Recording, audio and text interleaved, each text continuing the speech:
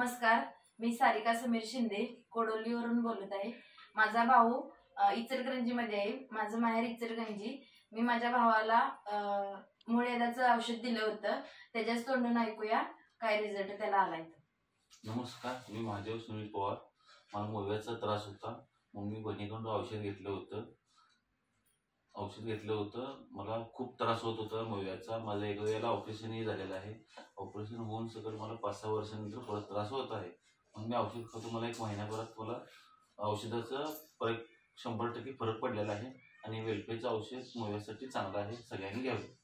धन्यवाद। Welfare enterprises India private limited channel को subscribe करिए। वेलफेयर के नए वीडियो की जानकारी के लिए बेल आइकॉन को प्रेस करें और वेलफेयर चैनल के वीडियो को लाइक और शेयर करना मत भूलें।